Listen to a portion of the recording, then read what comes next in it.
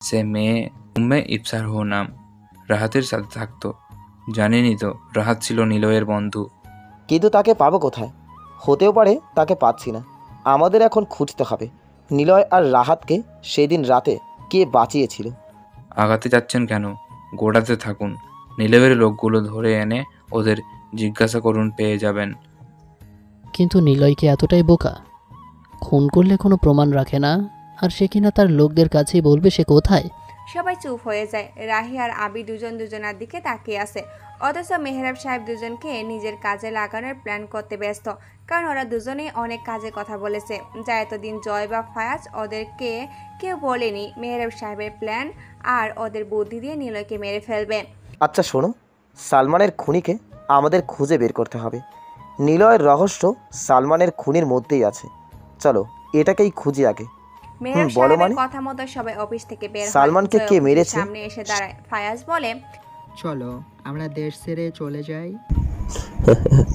আমি রাফিয়ান হব? আচ্ছা, একটা কাজ করলে কেমন হয়? আমরা তিনজনই যদি আবি আর রাহিকে আমাদের কাজে লাগাই কেমন হবে? কিন্তু মেহরাব সাহেব? আরে দূর, উনি জানতে পারবে না। নীলাকে বিয়ে করব, রাহি আর আবি থাকবে আমার আন্ডারে, আর মেহরাব সাহেব যদি তখন বেশি রাফায় ওকে মেরে দেব। আমি বা আমরা হব রিয়েল রাফিয়ান। আইডিয়াটা খারাপ না, তবে মেহরাব সাহেবকে দিয়ে বিশ্বাস নেই। একটা জিনিস খেয়াল করেছি, সালমানের মৃত্যুতে আমাদের যতটা না চিন্তা হচ্ছে, ওনার চোখে মুখে তার হাবভাব এরকম কিছুই চোখে পড়ছে না। যেন এমন ভাব করছে তো সালমান গেছে ভালোই হয়েছে, বা তিনি সবটাই জানেন। এমন ভাব কেন করছেন? সাকিব সিআইডি অফিসার, সে ঠিকই একটা রহস্যের গন্ধ পাচ্ছে, কিন্তু মেহরাব সাহেবের উপর সন্দেহ করাটা ওদের বকামি ছাড়া কিছুই না। কারণ নিলয় আর রাহাতকে মারতে ওনার অবদান ছিল বেশি। ভাগ্যক্রমে ওরা দুজনেই বেঁচে যায়। আচ্ছা, ওই দিন সাদা রঙের গাড়িতে কে ছিল? হুট করে আসলো, ওদের দুজনকে নিয়ে চলে গেল। আমার মনে হয় নিলয়কে এভাবে হেল্প করবে। ওকে যে ভালোবাসে সে, মৃত্যুর মুখ থেকে একমাত্র ভালোবাসার লোকেরাই বাঁচায়। জয়? নীলা? না না, নীলা কেন হবে? নীলা নিজেই তো তখন নিলয়কে সাহায্য করতে পারেনি। তাহলে কে কে হতে পারে? আর কে এমন করেছে? নিলয়ের কোনো আত্মীয়? দূর কথা, রাফিয়ান জগতে কেউ কারো আত্মীয় হয় না, কোনো প্রকার দুর্বলতা থাকে না। নীলাকে আমি চাই রাফিয়ান শহরের রাজ করতে। ওকে মাধ্যম হিসেবে ব্যবহার করব বলে সে হারালেও আমার আশা যায় না, তাই কোনো প্রকার দুর্বল পয়েন্ট নেই, নিলয়েরও নেই। থাকতে তো পারে, হতে পারে সে সবার সামনে অপরিচিত একজন, আমরা তার ব্যাপারে জানি না। ঠিক, কিন্তু কে হতে পারে? ভাই, বোন, মা? না না, নিলয়ের বাবাকে তো নিলয় নিজেই খুন করেছিল। আর মা, বোন, ভাই কারো কোনো হদিশ নেই, কোনো আত্মীয় নেই। নিলয়ের দুর্বল পয়েন্ট তো নীলা। এক মিনিট। জয় কয়েকবার গাড়ির সামনে পায়চারি করতে থাকে। জোরে হেসে ওঠে। হাসির মধ্যে থাকে বিরাট একটা রহস্যের মায়াজাল। সাকিব আর ফায়াজ ওর হাসির দিকে তাকিয়ে থাকে। কি হলো? নিলয় কাকে ভালোবাসতো? নীলাকে কেন? নীলা কাকে ভালোবাসতো? নিলয়কে সহজ হিসাব। নীলা কার মেয়ে? Mehrab Saheb. Nila, yes, my trump card is Nila. চল খুব তাড়াতাড়ি মিশন শুরু করব। মানে? নীলাকে তুলে আনবো। এটা নিলয় আর মেহরাব সাহেবের জানবে। নিলয় তখন আসবে, মেহরাব সাহেব আসবে। মেহরাব সাহেব নিলয়কে মারবে না। নিলয় মেহরাব সাহেবের দুইজনের একজন যখন রাস্তায় পড়ে থাকবে, তখন কাজ আমাদের ওই একজনকে মারা, আর তাকে মারতে পারলে পুরো রাজত্ব আমাদের। বাহ, প্ল্যানটা তো দারুণ। তবে তবে সব কিছু এত সহজ না। নিলয়কে যেমন চেনা হয় সে তেমন না। প্ল্যানে ছোট্ট টুইস্ট ঢোকাতে হবে। সেটা হলো আবি আর রাহিকে পুরোপুরি আমাদের সাথে রাখতে হবে। সে বেঁচে থাকবে, তাকে ওরা দুজন মারবে, আর তখন আমরা ওদেরকে মেরে দেব। এখন অবধি প্ল্যানটা ভালো, তবে আরও একটু ক্লাইম্যাক্স অ্যাড করা যাক। নিলয়কে যে কিডন্যাপ করব সেটা মেহরাব সাহেবকে জানিয়েই। তাকে বলবো নিলয়কে পেতে হলে এভাবেই পেতে হবে। নিলয় নীলার জন্য ঠিক আসবে, আর যখন নিলয় আসবে নীলাকে বাঁচাবে, তখন আমরা বা আপনি নিলয়কে মেরে ফেলতে পারবো। তারপর আপনি হবেন রাফিয়ান জগতের রাজা। এই ছোট্ট টোপটা মেহরাব সাহেবকে গেলাতে হবে, আর যখন তিনি এটা গ্রহণ করবে তখন তো আরও সহজ হয়ে যাবে আমাদের কাজ। আর এটাই হবে আমাদের মাইন্ড গেম। ইয়েস, একদম পারফেক্ট একটি প্ল্যান। এখন একটাই কাজ, রাহি আর আবিকে আমাদের দলে আনতে হবে। কোনোভাবেই যেন ওরা আমাদের বিরোধী না করে। নীলাকে যদি মেরে ফেলার জন্য তুলে আনা হয়, নীলয় ঠিকই জেনে যাবে আর সে আসবেই। হ্যাঁ, উই শাল ওয়েট ফর রাফিয়ান। তোমার আগমনে আমরা হব রাফিয়ান জগতের রাজা। আমি আসবো আবার আমাদের শহরে, তবে তুমি নয়, বরং আমরা খেলবো তোমার স্টাইলে মাইন্ড গেম। আর যারা শেষ পরিণতি মৃত্যু। নীলা ভার্সিটিতে আসে। নীলা গেটের কাছে এসে ডান পাশে তাকায়। কোনো পাগলকে সে দেখতে পাচ্ছে না। নীলা সেদিকে তাকাতে তাকাতে ভার্সিটিতে প্রবেশ করে, দেখে রাফি দাঁড়িয়ে ওর দিকে তাকিয়ে আছে। নীলা ড্রাইভারকে গাড়ি থামাতে বলে। রাফির সামনে এসে দাঁড়ায় গাড়ি থেকে নীলা নামে। নীলা যত আবিরের কাছাকাছি যাচ্ছে ততই নিলয়ের কথা ওর মনে পড়ছে। নিলয়ের অনেক দিক সে আবিরের কাজের মাধ্যমে মনে করাচ্ছে। আর যতবারে নীলা নিলয়ের কথা ভাবছে, ঠিক ততবারে এই রাফির কথা মনে পড়ে যাচ্ছে। কারণ নীলা ঠিক স্বাভাবিকভাবে জীবন পার করছিল, কিন্তু হঠাৎ করে রাফি নিলয়ের রাফিয়ানের গল্প শোনায়। একজন রাফিয়ান ছিল যে একটা মেয়েকে ভালোবাসতো। মেয়েটা তার বাবার কথাই সেই ছেলেকে ভুল বোঝে দূরে সরিয়ে দেয়, কিন্তু মেয়েটা জানে না এরপর কি হয়েছিল। সে তার বাবাকে বিশ্বাস করে তার ভালোবাসাকে ভুল বুঝেছিল, কিন্তু একবারও জানতে চায়নি সে নিলয় কেমন ছিল, বা কেনই নিলয় রাফিয়ান জগতের একজন বড় খেলাড়ি হয়েছিল। নীলা কখনো এসব জানতে চায়নি। রাফি থেকে নীলা এইসব গল্প শুনেছিল। ঠিক এইসবের জন্যই নীলাকে রাফির কথা মনে পড়ে। আর নীলা ধারণা করে রাফি নিলয়কে চেনে, অথবা নিলয়ের সাথে রাফির কোনো প্রকার যোগাযোগ আছে।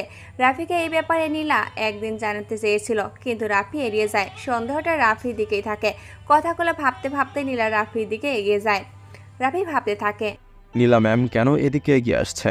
তবে কি সে জানে আমি এ শহরে কেন এসেছি? তবে কি তিনি কালকে রাতে এতগুলো মানুষকে খুন করে আমাকে বাঁচিয়ে এনেছে? সে কি তবে আমাকে চিনত কিন্তু বলতে পারেনি? নাকি সালমানদের সাথে শত্রুতা ছিল তাই মেরেছে? আচ্ছা, নীলা ম্যামের কেন শত্রুতা হতে যাবে? সালমান জয়ের সাথে থাকে বলে? জয়কে নীলা ম্যাম পছন্দ করে না বলে? সালমান হেল্প করে সেজন্য মেরেছে? ধুর, এটা কখনোই কারণ হতে পারে না। রাফি, ক্লাস শেষ করে আমার সাথে দেখা করবে। কে? কেন ম্যাম? ভয় নেই, দরকার আছে। আচ্ছা। আর শোনো, তোমাকে যেটা জিজ্ঞাসা করব সত্যিটা আমাকে বলবে। আমাকে বন্ধু ভেবেই বলবে। তোমার সাথে যখন আমার ব্যক্তিগত কথা হবে তখন তুমি আমাকে টিচার নয়, একজন বন্ধু মনে করে সবটা বলবে। আচ্ছা ম্যাম, কিন্তু আমারও কিছু জানার ছিল। ঠিক আছে, পরে কথা হবে।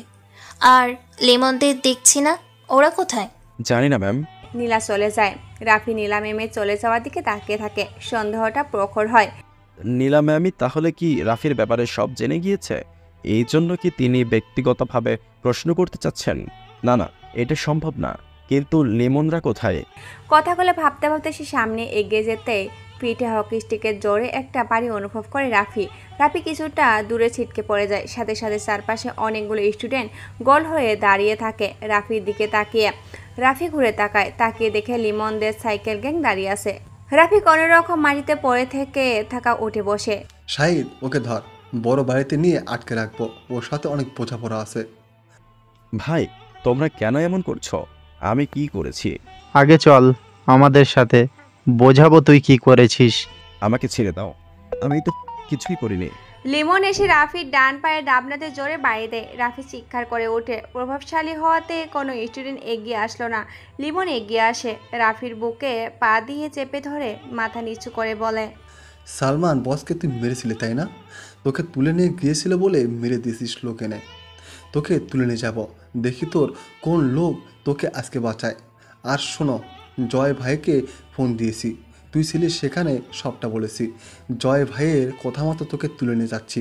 বড় বাড়িতে গুদাম ঘরে তোকে আটকে রাখবো। অনেক সাহস না তোর?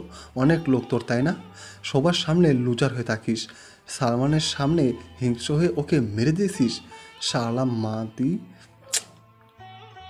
শালা, তোকে এখানে এখনই মেরে দিতাম, কিন্তু জয় ভাইয়ের জন্য পারলাম না। আর এটা শুনে রাখ, তোর কাছে যত লোক আছে তার থেকে ভয়ঙ্কর লোক আমাদের জয় ভাই। চল শালা। কথাটা বলে লিমন রাফির গায়ে আরও একটা বাড়ি দেবে, ঠিক তখনই পিছন থেকে কে যেন এসে লিমনকে ধাক্কা দিয়ে সরিয়ে দেয়। লিমন আর রাফি তাকিয়ে দেখে নেহা দাঁড়িয়ে আছে। লিমন রাগী দৃষ্টিতে নেহার দিকে তাকিয়ে বলে, তুই এখানে কেন? সর সামনে থেকে। দেখ লিমন, সেটা ইনোসেন্ট, ওর সাথে তোরা কেন এমন করছিস? কি করেছে ও? আরে তুই এভাবে জোর গলাতে কোনো কথা বলছিস? ও সালমান ভাইকে মেরে ফেলছে। তোরা দেখেছিস? ওকে তুলে নিয়ে যাওয়া হয়েছিল, সে ছাড়া কেউ ছিল না সেখানে। কেন তুলে নিয়ে গিয়েছিল? তোদের সাথে ঝামেলা করেছে বলে এই জন্য? ওকে ছাড়, না হলে কি? একটা রাস্তার খ্যাত ছেলের জন্য তুই তোর বন্ধুদের সাথে এমন বিহেভ করেছিস? ঠিক আছে যা, ওকে ছাড়বো না, দেখি কি করিস। লিমন, অনেক হয়েছে, ওকে ছেড়ে দে। ছাড়বো না, যে বাধা দেবে তাকেও তুলে নিয়ে যাবো। কথাটা বলে লিমন নেহার কাছে চলে আসে, এক হাত দিয়ে নেহার কোমর জড়িয়ে ধরে। লিমনও নিজের দিকে টেনে এনে রাগী দৃষ্টিতে চেয়ে আস্তে গলায় বলে, লিমন যেটা বলে সেটা সে করে ছাড়ে। আর লিমনের রাস্তায় যারা বাধা দেয় তাকে লিমন শান্তিতে রাখে না, সে বন্ধু হোক কিংবা অন্য কেউ। আমি তাকে ছেড়ে কথা বলি না, আর তুই যদি বাধা দিস তবে তবে তোকে তুলে নিয়ে যেয়ে রুমে আটকে রেখে তোর সাথে একই বিছানায় রাত কাটিয়ে বিছানা গরম করতেও আমার একটু খারাপ লাগবে না। তোর গায়ে সেই সময় কোনো কাপড়। কথাটা শেষ করার আগে নেহা সরে এসে কষে লিমনের গাড়ি সবার সামনে চর বসিয়ে দেয়। সবাই অবাক দৃষ্টিতে তাকিয়ে থাকে। শাহিদ এসে নেহাকে বলে, এটা কি করলি তুই? সামান্য ছেলের জন্য তুই আমাদের সাথে এমন করেছিস? এর ফল ভালো হবে না নেহা। তোকে তুলে নিয়ে যেয়ে গা থেকে যখন সব কাপড় খুলে ভিডিও দিব। শাহিদের গালেও নেহা কষিয়ে একটা চর বসিয়ে দেয়। শাহিদ আর লিমন দাঁড়িয়ে থাকে গালে হাত দিয়ে। নেহার দিকে রাগী দৃষ্টিতে দুজনেই তাকায়। সবার সামনে এত অপমান লিমন আর শহীদ সহ্য করতে পারছে না। নেহার দিকে লিমন এগিয়ে যাবে অনুভব করে কে যেন তার হাত ধরে টানছে। পিছনে তাকায় লিমন, রাফি ওর হাত ধরে টেনে রেখেছে। কুত্তার বাচ্চা, হাত ছাড়া আমার। রাফি হাত ধরে রাখে নিচের দিকে তাকিয়ে। লিমন ঘুরে রাফির মুখে জোরে একটা ঘষি দেয়। রাফি স্থির হয়ে নিচের দিকে তাকিয়ে লিমনের বাম হাত শক্ত করে ধরে রাখে। লিমন আবারও বলে ওঠে, এই শালা, তুই আমার হাত ছাড়। রাফি স্থির লিমনের হাত ধরে রাখে। আকাশ হকি স্টিক তুলে রাফির পিঠে জোরে বাড়ি দেয়। হকি স্টিকের মাঝখান থেকে ভাঙ্গে চুরে ছিটকে পড়ে যায়। রাফি তখনও চুপ হয়ে নিচের দিকে তাকিয়ে লিমনের হাত আরও শক্ত করে ধরে আছে। লিমন চিৎকার দিয়ে ওঠে, ভাই আমার হাত ছাড়, এত জোরে কেন ধরেছিস? শাহিদ, ওকে মেরে ফেলা খনি। শহীদ রাফির গলা চেপে ধরে। রাফি লিমনের হাত আরও শক্ত করে ধরে নেয়। লিমন সোজা রাফির বুকে লাথি দেয়। কোনো রকমে নিজেকে ছাড়িয়ে ভাঙা হকি স্টিক তুলে নেয়। সজোরে রাফির মাথায় বাড়ি দিতে রাফি থপ করে নিচে পড়ে যায়। তাড়াতাড়ি আকাশ রাফির মাথায় কালো কাপড় বেঁধে নিয়ে তুলে নিয়ে যায়। লিমন নেহার সামনে এসে দাঁড়ায়। এরপর রেডি থাকিস, তোকে এভাবেই তুলে নিয়ে যাবো। তারপর রাফিকে নিয়ে চলে আসে ওরা। নেহা ওদের চলে যাওয়ার দিকে এক দৃষ্টিতে তাকিয়ে থাকে। আবি আর রাহি মেহরাব সাহেবের সাথে বসে আছে, সাথে জয় বসে আছে। মেহরাব সাহেব বসে বসে অনেক কিছু চিন্তা করছেন। স্থির বুদ্ধিসম্পন্ন ব্যক্তি যখন চিন্তায় থাকে তখন নিশ্চয়ই বড় কিছু হতে যাচ্ছে। মেহরাব সাহেব তার অতীত নিয়ে ভেবেছেন। অতীতে দেখা হয়েছিল হসপিটালে নিলয়ের বাবা আর মায়ের সাথে, যেখানে মেহরাব সাহেবের সাথে পরিচয়। মেহরাব সাহেব মাথা ফাটিয়ে রক্ত ঝরে অবস্থায় হসপিটালে গিয়ে ওঠে। সাথে ছিল অন্তঃসত্ত্বা স্ত্রী। মেহরাব সাহেব তার স্ত্রীকে ডেলিভারির জন্য হাসপাতালে নিয়ে যাচ্ছিল, কিন্তু রাস্তায় এতটা সামর্থ্য ছিল না যে মেহরাব সাহেব নিজে ট্রিটমেন্ট করাবেন। তার উপর ওর বউ প্রেগনেন্ট ছিল। হসপিটালের করিডোরে বসে মেহরাব সাহেব যন্ত্রণায় কাতরাচ্ছিল। সেদিন অঝোর ধারায় বৃষ্টি হচ্ছিল। পাশের বাচ্চা প্রসব হবে এমন অবস্থায় গতিস্থ স্থির চিৎকার করছিল। মেহরাব সাহেব কি করবে ঠিক বুঝতে পারছে না। ঠিক সেই সময় নিলয়ের বাবা নিলয়ের মাকে নিয়ে হসপিটালে আসে। সেদিন নিলয় পৃথিবীতে আসবে। অটো থেকে নেমে বৃষ্টিতে ভিজতে ভিজতে দৌড়ে যখন হসপিটালের মধ্যে প্রবেশ করে তখন ছিল মাঝরাত। প্রবেশ করতে শুনতে পায় একজন মহিলার আত্মচিৎকার, যা দু হাত দিয়ে জড়িয়ে রাখা নিলয়ের বাবা তার মায়ের থেকে একই রকম চিৎকার শুনতে পায়। নিলয়ের বাবা আদনান সাহেব ফ্লোরে তাকিয়ে দেখে দুজন মানুষ বসে যন্ত্রণায় কাতরাচ্ছে।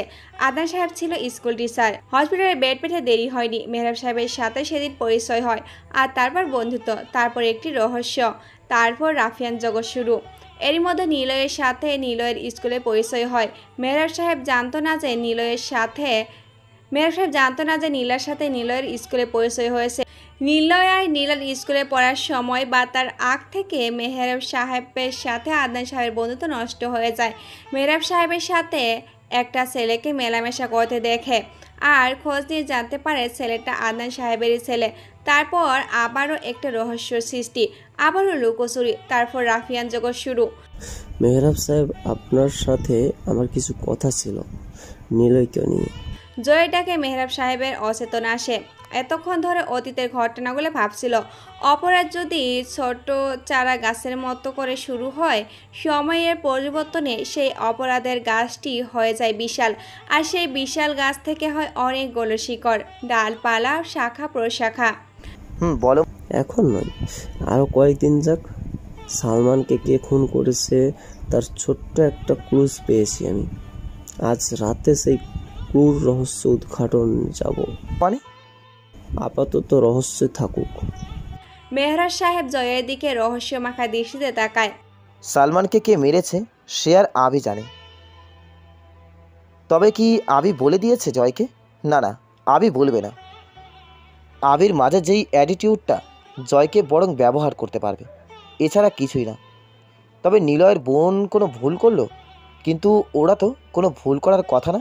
তাহলে কথাগুলো ভাবতে ভাবতে মেহরাব সাহেব সহ সবাই দেখে একজন ভদ্রলোক কাঁপতে কাঁপতে হাঁপাতে অফিসে প্রবেশ করছে। সবাই সামনে এসে লোকটা বলে, স্যার আমাকে মেরে ফেলবে, আমাকে বাঁচান, ওকে আমি দেখে ফেলেছি, সেজন্য সে আমাকে খুঁজছে। সব কিছু নিয়ে চলে যাওয়ার সময় আমি দেখে ফেলেছি, মুখ থেকে কালো রুমাল খুলে যায়।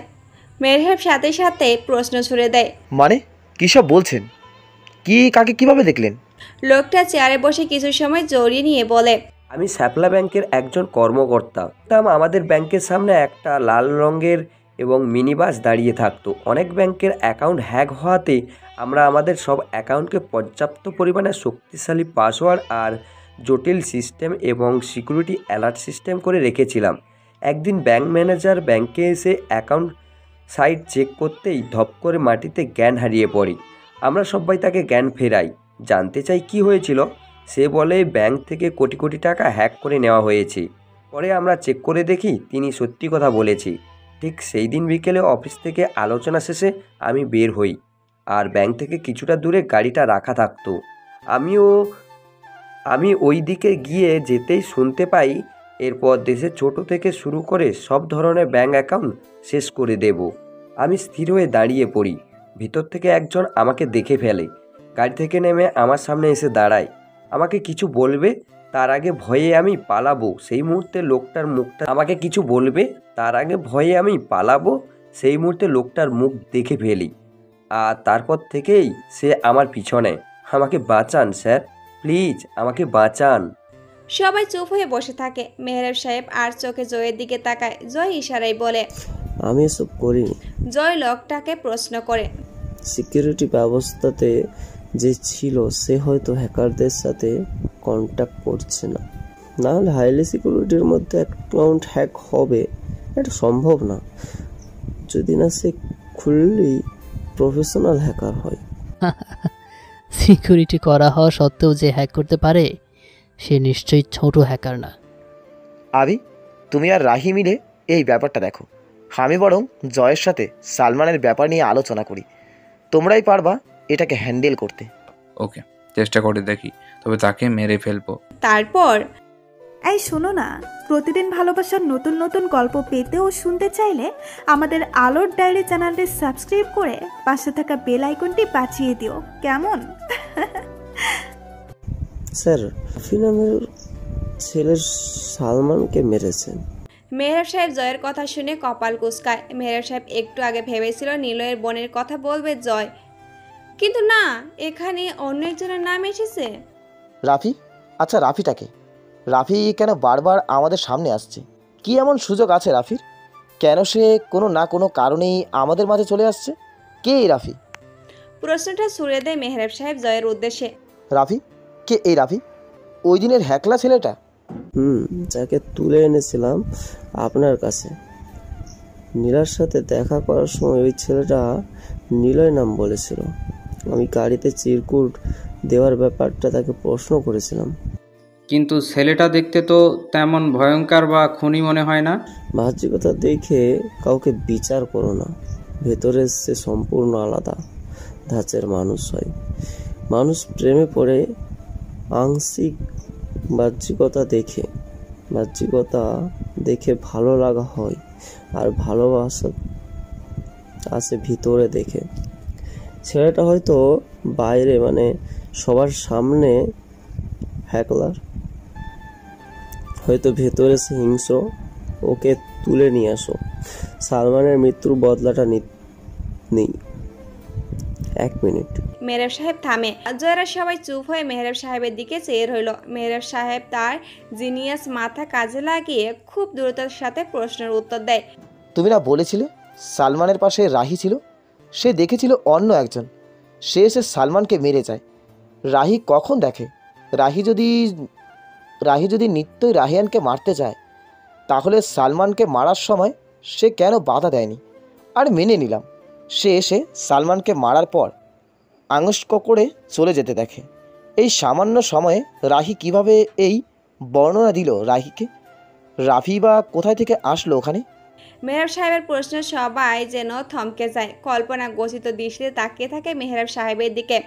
এত কিছু কেউ ভাবেনি। ঠিকই তো, রাহি এত তাড়াতাড়ি যদি আঙ্কুকে দেখে, তাহলে এত কিছু কিভাবে বর্ণনা দিল? আবার সে যদি সালমানকে মারতে দেখে, তবে সে কেন তখন বাধা দেয়নি? কে এই রাহি? রাহিকে আমরা এখানেই দেখেছিলাম বসে থাকতে। ওর কথা ছিল সে এসেছিল নিলয়কে মারতে, কিন্তু এসে দেখে সালমানের লাশ হয়ে আছে। আবার সে বর্ণনা দেয় নিলয়ের। তবে কি রাহি ওকে মারতেই দেখেছিল? তাহলে কেন সে তখন নিলয়কে আগন্তুক রাফিয়ানদের মারেনি? আমার মনে হয় মাস্টার মাইন্ড এই রাহি, হয়তো সেই সালমানকে মেরেছে। কিন্তু সালমানকে সে কেন মারবে? রাহির সাথে সালমানের কিসের শত্রুতা থাকবে? রাহির দিকে নজর রাখো সবাই। রাহি ছেলেটাকে সন্দেহ হচ্ছে। আচ্ছা, রাহি তোমাদেরকে কি কি বলেছিল মনে আছে? অনেক কিছুই তো বলেছিল। আচ্ছা, সব বাদ দেন। যদি 1 মিনিটের জন্য আমরা ভেবে নিই রাহি মাস্টার মাইন্ড, তাহলে রাহি আর আবিকে রাফির ব্যাপারটা আগে পাঠায় যাচ্ছে। ওকে, গুড। আচ্ছা, তোমরা তাহলে ওদেরকে রাফির কাছে পাঠাও। আমি তাহলে হ্যাকারদের ব্যাপারে খোঁজ নিই। মেহরাব সাহেব কথাটা বলে চলে গেল। রাহি আর আবিরের কাছে যায় ওরা তিনজন। জয় ওদের সামনে এসে বসে। রাহি জয়ের দিকে তাকায়। আবি জয়ের সামনে এসে দাঁড়িয়ে বলে, রাফিয়ানকে খুঁজে পাওয়াটা খুব কঠিন নয়, আবার অনেক কঠিন। রাস্তার কুকুরগুলো যেমন এক টুকরো খাবারের জন্য ঘেউ ঘেউ করে, কিন্তু কাছে যাওয়ার সাহস পায় না। যে যায় সে খাবার পেলেও হয় সে বেঁচে থাকে, আর না হয় আহত হয়ে পড়ে থাকে রাস্তার এক পাশে। রাফিকে খুঁজতে কতগুলো কুকুর যেন ঘেউ ঘেউ করছে। সিংহের সামনে বাঘেরা যতই হিংস্রতা দেখাক, বনের রাজা সিংহই হয়ে থাকে। রাফিয়ান একা নয়, তবে সে একা আসতে ভালোবাসে। সে অবশ্যই একা আসবে, কারণ সে রকস্টার। গ্যাং নিয়ে সে আসে না, সে গ্যাংস্টার, আর সে একাই আসে। রাফিয়ান জগতের সে রকস্টার। সে রাস্তা দিয়ে গেলে রাস্তার পাশে থাকা কুকুরগুলো তাকে কামড়ানোর জন্য চিৎকার করবে, কিন্তু ওই কুকুরগুলো জানে কাছে আসার পর মৃত্যু হবে। জয়, রাফিয়ান ঠিক এরকমই, তাই তো? আসলে সব কিছুই আমি মেহরাব সাহেবের কাছ থেকে জেনেছি। আর নীলা তো আছেই। নীলা মেয়েটা কিন্তু দারুণ দেখতে। ভাবছি ওর সাথে আমি। আবি পুরো কথাটা শেষ করতে পারেনি। জয় বসা থেকে উঠে আবিরের জামার কলা চেপে ধরে চিৎকার করে বলে ওঠে, আর রাফিয়ান জগৎ দুটোই আমার। আমি ওই রাজ্যের রাজা হব, রানী থাকবে নীলা। আমাদের মাঝে নিলয় কোনো অন্য কেউ তাকে মেরে ফেলবে। কুল ম্যান কুল। যাদের হারতে ভয় নেই তারা লুজার। তারা কাজের থেকে কল্পনা বেশি করে। খেলার আগে কল্পনাতে হ্যাট্রিক করা যায়, কিন্তু মাঠে এসে খেলার সময় বোঝা যায় দম কতটুকু। আমি খেলতে এবং খেলাতে ভালোবাসি। আরেকটা কথা, আমি দুটো জিনিস কখনো সহ্য করি না, জামার কলার ধরা আর মা বাবাকে গালি দেয়া। এই দুটো জিনিস আমার কাছে থাক, বাদ দেই, তবে ঠিক সময় আমি দেখিয়ে দিই সব কিছু। আমি কথা বলে কলারের থেকে হাতা ছাড়িয়ে জয়ের সাথেই বলে ওঠে, নিলয় তুই? আবি, তুমি দেখছি পুরো নিলয়ের কপি করে ফেলেছ। মেহরাব সাহেব তোমাকে দেখে ভালো মতোই ব্রেন ওয়াশ করিয়ে দিয়েছে। হেই জয় ব্রো, রাফিয়ানের তো এত রাগ থাকতে নেই। রাফিয়ানেরা হয় ঠান্ডা মাথার খেলোয়াড়, খেলতে নয় বরং খেলিয়ে মাইন্ড গেমের সমাপ্তি করতে হয়। কি করতে এসেছো সেটা বলো। ওকে সরি আবি। শোনো, সালমানকে মেরেছিল কে তার ঠিকানা লিখে দিচ্ছি, চলে যাও, পেয়ে যাবে। তোমাদের কাজ হলো তাকে মেরে ফেলা। আমরাও আসছি, কিন্তু আগে তোমরা দুজনে যাও। Okay bye. তবে শোনো মিস্টার আবি, রাস্তায় থাকা কুকুরগুলো কিন্তু হিংস্র হয়। 5টা জায়গাতে একটা কামড় কুকুরটা যদি দেয়, সেই কামড়ের বুকের মাংস খুবলে আনা হবে। রাস্তার কুকুরগুলো কেবল ঘেউ ঘেউ করে না, তারা কামড়াতেও পারে। সিংহ বনের রাজা হলেও বাঘেরা ঠিকই সিংহের করা শিকারটাকে থেকে খাবার কেড়ে নেওয়ার ক্ষমতা রাখে। বাঘ যখন গর্জন করে তখন সিংহের বিশ্রাম নিতেও কষ্ট হয়। বাঘ সিংহের লড়াইয়ে বাঘও থাবা বসাতে পারে। Bro bye. সাকিব আর ফায়াজ চলে যায়। আবি রাহির পাশে এসে বসে। রাহি বলে, ছেলেটা বড্ড কাঁচা, ওকে নিয়ে সহজে গেম খেলানো হচ্ছে, সে বুঝছে না। আবি কোনো কথা বলে না। টেবিলে থাকা সিগারেটের প্যাকেট থেকে সিগারেট জ্বালিয়ে উপরে ধোঁয়া ছেড়ে বলে, আই নিড ইউ টু নীলা। চলো রাফির সাথে দেখা করি। রাফির জ্ঞান ফিরে চোখ মেলে তাকিয়ে দেখে সে ফ্লোরে উল্টো হয়ে পড়ে আছে। মাথা ফেটে রক্তগুলো যেন ওর মুখের নিচে থেকে ফ্লোরে গড়িয়ে চলে গেছে কিছুটা দূর। রক্তগুলো জমাট বেঁধে আছে। নাকের কাছে ফ্লোরে থাকা ধুলোগুলো নিঃশ্বাসের শব্দে উড়ে যাচ্ছে যেন। রাফি শুনতে পায় ধপ ধপ করে মিউজিক বাজছে, হিন্দি ব্যাপার বাদশার গান বাজছে।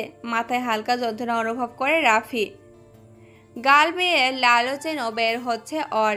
গায়ে ঢিলে ঢালা একটি শার্ট, কালো রঙের প্যান্ট, সাথে লম্বা চেন, কভার জুতা। রাফি বড় একটি নিঃশ্বাস নেয়। নিঃশ্বাসেও যেন মাথা যন্ত্রণা আত্মপরাধী উপলব্ধ করতে পারে রাফি। হুট করে শোয়া থেকে উঠে বসেও সামনে তাকায়।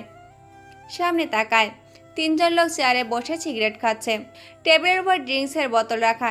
লিমন, শিহাব আর আকাশ বসে বসে মিউজিকের সাথে সিগারেট টানে যাচ্ছে। রাফি মাথা নিচু করে নেয়, হাঁটু ভাঁজ করে বাবু হয়ে বসে পড়ে ও। মিউজিকের সাথে সাথে মাথা ঝাঁকাতে থাকে রাফি।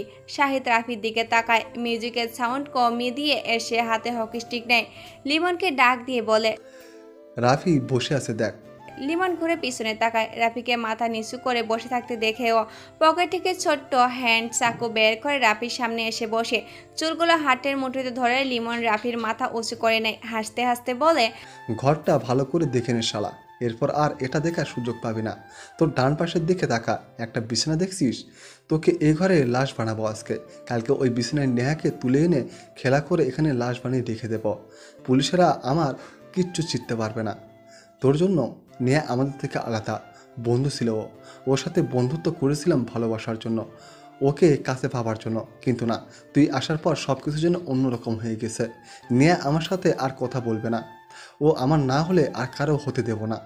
ফুল বাগানে ফুটে থাকলে সৌন্দর্য বাড়ে, সব ফুল সুন্দর হয় না। আমার চাই ফুলের রানীটাকে। সেই ফুলে তোর মতো আবাল ভোমরার সহযোগ চায় না। এজন্য চেয়েছিলাম তোকে রাস্তা থেকে সরিয়ে দিই সালমান ভাইয়ের মাধ্যমে, কিন্তু না, তুই সালমানকে মেরে ফেললি। বল ভাই কে ছিল তোর সাথে? জয় ভাই জানতে চেয়েছে কে ছিল তোর সাথে।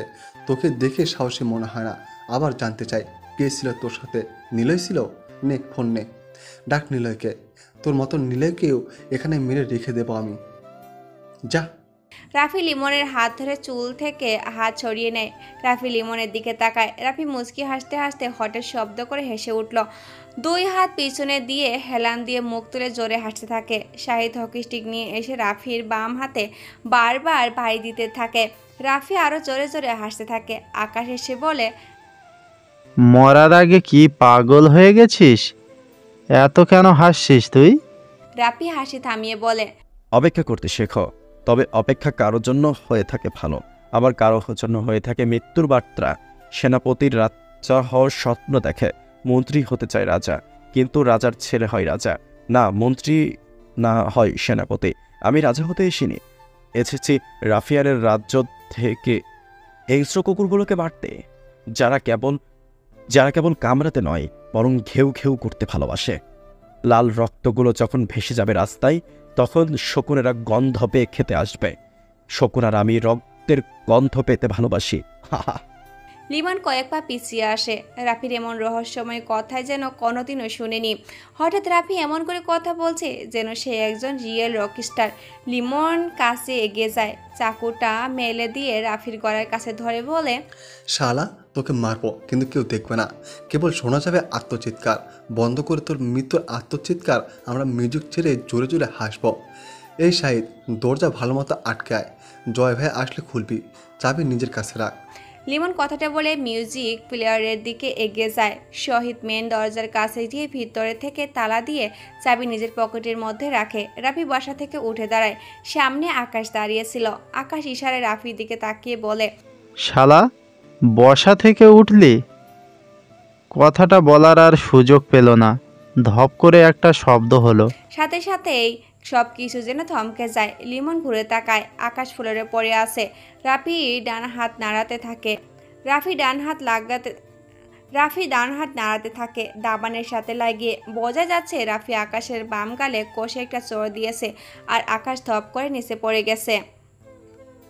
রাফি এগিয়ে যায়, টেবিলের উপর থেকে এক বোতল ড্রিঙ্কসের সিফি খুলে নিজের গালের মধ্যে ঢালতে থাকে। ঠক ঠক করে কিছুটা খেয়ে টেবিলের উপরের বোতলটা মাথা ধরে ঠাস করে একটা বাড়ি দেয়। বোতলটা ভেঙে ধারালো অস্ত্র হয়ে যায় যেন একটা। রাফির সাথে সাথে আকাশের কাছে বসে পেট থেকে শুরু করে গলা অবধি কাছের বোতলের অংশ বসাতে বসাতে এগিয়ে যেতে থাকে। লিমন আর শাহিদ বকার মতো তাকিয়ে থাকে। রাফি বসা থেকে উঠে দাঁড়ায়।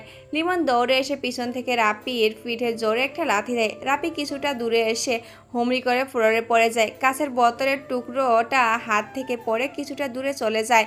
রাফি শোয়া থেকে উঠতে যাবে, ঠিক তখনই দরজা কড়া নাড়ার শব্দ শোনা গেল। শাহেদ, জয় ভাই এসেছে। আজকে বাইনচোদ কুত্তার বাচ্চাটাকে কুকুরের মতো করে পারবো আমি। এখনই দরজা খুলে দে, আমি ওকে সামলাচ্ছি। এবার সত্যি মনে হচ্ছে রাফি সালমানকে মেরেছিল। জলদি দরজা খোল। শাহিদ দৌড়ে গিয়ে দরজার কাছে যায়। ভয়ে ওর হাত পা যেন এমনকি পুরো শরীর কাঁপতে থাকে। রাফি বসে পড়ে, ডান পা বাড়িয়ে চেইন কভার থেকে পিস্তল বের করে একবার দরজার দিকে আরেকবার লিমনের দিকে তাক করে থাকে। ওদিকে শাহিদ দরজা খুলে দেয়। বাহিরে তাকিয়ে দেখে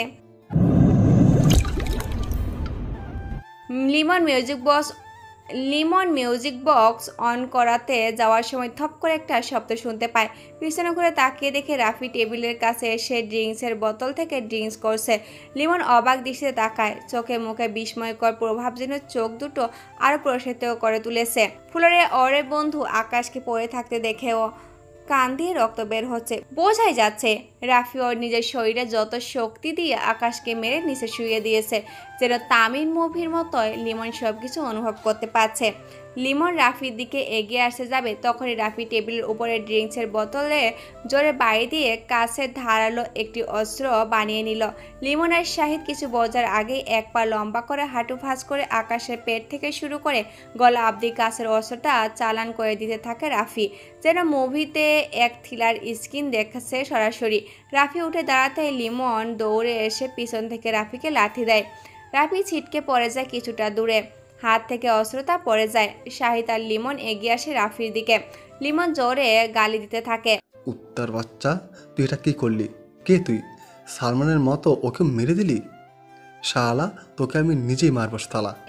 রাফি মুচকি হাসতে থাকে। লিমনের হাতে থাকা সুইটা নিয়ে রাফির দিকে এগিয়ে যাবে, ঠিক সেই সময় শুনতে পায় গুডাউনের মেন শাটারে ঠক ঠক শব্দ। নিস্তব্ধ রুমটাতে দরজা টিনের শাটারে ঠক ঠক শব্দ বেশ ভালো জোরে শোনাচ্ছে। শাহিদ চমকে উঠে আমতা আমতা করে প্রশ্ন করে, কে বাইরে? কে? লিমন গালি দিয়ে বলে, শালা, ও জয় ভাই। এখনই ভিতরে নিয়ে আয়, আর ভিতরে এনে চাবিটা জানালা দিয়ে ফেলে দিবি। কুত্তার বাচ্চা রাফি যেন বের না হতে পারে। একে নিজের হাতে মারবো আমি। কথাটা বলে লিমন রাফির দিকে তাকায়। দেখে রাফি খালি গায়ে ডান হাতে পিস্তল নিয়ে মাথা নিচু করে দাঁড়িয়ে আছে। স্কিন বড়িতে স্পষ্ট সিক্স প্যাকের খাদ বোঝা যাচ্ছে। হলদে বাতি চক্ষুলসে লিমন বোবা হয়ে যায়। রাফি দাঁড়ানোর আগে ওর চেইন কভার থেকে পিস্তল বের করে দাঁড়ায়। বলিউড মুভির মতো অ্যাটিটিউড অ্যাকশন হিরোর লুকে রাফি দাঁড়িয়ে থাকে। চুলগুলো মুখে চারপাশে ছড়িয়ে আছে, মাথা নিচু করে নেয়। গা থেকে ঘাম যেন গড়িয়ে পড়তে থাকে রাফি একটু শব্দ করেই হাসল। লিমন ওর হাতে পিস্তল দেখে কয়েক পা পিছিয়ে আসে, মুচকি হাসলো আবারও। রাফি মুখ তুলে তাকায় লিমনের দিকে, হাসতে হাসতে বলে, সিংহের বাচ্চা সিংহই হয়, আর কুকুরের বাচ্চা হয় রাস্তার লাখো কুকুর, যে শুধু ঘেউ ঘেউ করতে জানে, শিকার করতে নয়। কথাটা বলে পিস্তলটি দরজার দিকে তাক করে ধরে। শাহিদ চাবি দিয়ে তালা খুলে শাটার উঁচু করে দেয়। সবাই বাহিরের দিকে তাকিয়ে আছে। সবাই দেখতে পায় একজন কালো লম্বা পোশাক পরে আগন্তর লোক এসে দাঁড়িয়েছে। লিমন জানে জয় বা তার লোকেরা এরকমই পোশাক পরে খুন করার সময়। লম্বা হুড, মুখ ঢাকা, কালো ড্রেস, হাতে কালো আঙ্গুল বের করা মোজা। রাফি পিস্তল হাতে লোকটার দিকে চেয়ে রইল। পিস্তলটা তার দিকে তাক করে ট্রিগারে চাপ দিবে, ঠিক সেই সময় চোখে পড়ে বাম হাতে কালো গোলাপ। দুটো কালো গোলাপ যেন হলদে আলোয় বিদঘুটে মনে হচ্ছে। রাফি পিস্তলটি নামিয়ে নেয়। সে হয়তো ভেবেছিল জয় আসবে, কিন্তু না, সে অপরিচিত আগন্তুক, সে কিনা সালমানকে মেরেছিল। রাফি অবাক হয়ে ভাবতে থাকে, আমাকে তুলে নিয়ে গিয়েছিল সালমান, আর এই বাঁচিয়েছিল। লিমনেরা আমাকে তুলে নিয়ে এসেছে মারার জন্য। সেই কালো গোলাপ আগন্তুক এসেছে বাঁচাতে। কেউ কিসের সম্পর্ক আমার সাথে? নাকি আমার মতো তারও এরা শত্রু? না না, কিছু তো একটা আছেই, আজকে জানতেই হবে গিয়ে। লিমন এগিয়ে যায়। জয় ভাই, ও আসলে সাধারণ কেউ না, একজন খুনি, মাস্তান রাফিয়ান। আকাশকে মেরে রেখেছে, হাতে পিস্তল। কুত্তার বাচ্চাটাকে কুকুরের মতোই মারব। আমাদেরকে রাস্তার কুকুর বলে। আগন্তুক ভিতর প্রবেশ করে, শাহিদের দিকে এগিয়ে যায়, হাত বাড়িয়ে চাবি নেওয়ার ইশারাতে চাবি নেয়। শাহিদের থেকে চাবি নিয়ে শার্টটা টেনে নিয়ে দরজা আটকে চাবি নিজের কাছে রেখে দেয়। এটা দেখে মিলন বলে, দেখ শালা, এবার তোকে কেমন করে মারি। আমাদের গালি দেয়া, আমার বন্ধু তোকে মারা, নিয়েকে আমার থেকে আলাদা করা, তোকে মেরে ফেলবো আমি। রাগ আর ক্ষোভ নিয়ে লিমন কথাগুলো বলে। রাফি পিস্তল হাতে টেবিলের দিকে এগিয়ে যায়। রাফি জানে ওই আগন্তুক তাকে মারবে না, সে নিশ্চিত। চেয়ার টেনে পায়ের উপর পা দিয়ে বসে পড়ে। লিমন আরও অবাক হয়, রাগী গলাতে গালি দিতে দিতেই বলে, তোর অনেক অ্যাটিটিউড না? মৃত্যুর সামনে বসে বেশ আরামসে হাসিস দেখছি। লিমন কথাগুলো শুনে রাফির টেবিল থেকে সিগারেটের প্যাকেট নিয়ে সিগারেট বের করে জ্বালায়।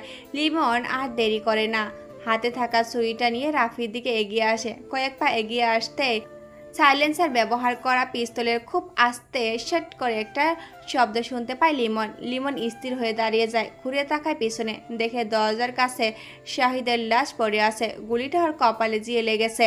লিমন ভয়ে কাঁপতে থাকে, বিস্ময় দৃষ্টিতে একবার শাহিদের দিকে তাকায়, আর একবার তাকায় কালো পোশাক পরা আগন্তুকের দিকে। হাত থেকে সুইটা পড়ে যায় লিমনের। আগন্তুক শাহিদের লাশের দিকে এগিয়ে যায়, হাঁটু ভাঁজ করে বসে বাম হাত থেকে একটা কালো গোলাপ শাহিদের লাশের পাশে রেখে দেয়। গাল থেকে চুইংগাম নিয়ে ওর ক্ষত স্থানে লাগিয়ে দেয়। আরও একটি চুইংগাম গালে দিয়ে চাপাতে চাপাতে লিমনের দিকে এগিয়ে আসতে থাকে। রাফি চেয়ারে বসে বেশ মজা করে সব কিছু দেখছে। এক নাগারে সিগারেট টেনে যাচ্ছে ও। লিমন ঘুরে তাকায় রাফির দিকে। রাফির সামনে এসে হাঁটু ভাঁজ করে বসে মাথা নিচু করে কাঁদতে থাকে, বলতে থাকে, ভাই আমাকে মাফ করে দেন, আমি চিনতে পারিনি আপনাকে। ওকে বলুন আমাকে যেন না মারে, দয়া করে মাফ করে দিন ভাই। রাফি হেসে হেসে বলতে থাকে, রক্তের স্রোত খুব বেশি দূরে যায় না, তবুও তার অস্তিত্ব বিশাল। রক্ত হয় দুই ধরনের, কুরক্তগুলোর স্রোতে আর্তনাদের মিছিল শোনা যায়, আর সুরক্তে যায় হিংস্রতার মিছিল। রাফিয়ান খেলতে নয়, খেলাতে ভালোবাসে। আর যখন সে নিচে খেলে তখন একটাই সমাপ্তি, মৃত্যু। রাফি কথাগুলো বলে বসা থেকে উঠে দাঁড়ায়, হেঁটে আসে ওর ময়লা রঙা শার্টের দিকে। নিচু হয়ে শার্ট তোলার সময় জোরে একটু আত্মচিৎকার শুনতে পায় রাফি। ছোট্ট করে গুলির শব্দ কানে আসে ওর। শার্ট তুলে গায়ে দিয়ে পিছনে ঘুরে তাকিয়ে দেখে লিমন ফ্লোরে পড়ে আছে। বুক থেকে তাজা রক্ত স্রোত ফ্লোরে নিচু স্থানের দিকে গড়িয়ে যাচ্ছে। আগন্তুক ওর লাশের পাশে কালো গোলাপ রেখে দেয়। বুকের উপর চাপানো চুইংগামটি গাল দিয়ে ছুঁড়ে মারে। রাফির দিকে তাকায় একবার, সাদা একটি কাগজ ছুঁড়ে দিয়ে আগন্তুক দরজার দিকে চলে যাবে। রাফি কাগজটা ক্যাচ করে বেশ তাড়াতাড়ি আগন্তুকের সামনে এসে দাঁড়ায়। রাফি থেকে হাইটে কিছুটা ছোট। রাফির পাশ কাটিয়ে চলে যাবে, আবারও রাফি ওর সামনে এসে দাঁড়ায়। 40 ওয়াটের হলদে আলো অন্ধকার রুমে বেশ আলো দিয়ে চলছে। সাথে বদ্ধ ঘরটাতে 3টা লাশ, আর লাল তাজা রক্তগুলো ছড়িয়ে ছিটিয়ে আছে একাকার হয়ে। দুজন মানুষ চুপচাপ সামনাসামনি দাঁড়িয়ে আছে। রাফিয়ান জগতের বদ্ধ ঘরে দুজন মানুষ এমন সামনাসামনি দাঁড়িয়ে আছে। দুজনের মাঝে রয়েছে বিশাল রহস্য। দুইজন অপরিচিত, দুজনের মাইন্ড গেমার। তবে ওদের আরও একটা মিল আছে, আর সেটা হলো ওরা দুজনকে উপর লেভেলের কারোর না কারো মাইন্ড গেমার গুটি হিসেবে কাজ করানো হচ্ছে। রাফি কোনো কথা বলে না। ওর ডান হাতে থাকা পিস্তলের সামনে এনে আগন্তুকের মুখ থেকে হুটি তুলতে থাকে আস্তে আস্তে। মুখের উপর থেকে অন্ধকার সরবে। ঠিক তখনই আগন্তুক রাফির হাত ধরে ফেলে। এক পা পিছিয়ে এসে চলে যেতে যাবে, রাফি আগন্তুকের হাত শক্ত করে ধরে। আগন্তুক সাথে সাথে রাফির থেকে হাত ছাড়িয়ে নিজে রাফির হাতে আরো শক্ত করে ধরে।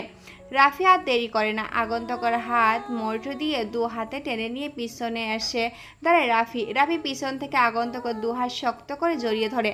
দুইজনের পিস্তল ফ্লোরে গড়াগড়ি খাচ্ছে। রাফি পিছন থেকে জড়িয়ে ধরে বলে, মাথা থেকে শ্যাম্পু করার স্মেল আসছে, বাহ চমৎকার।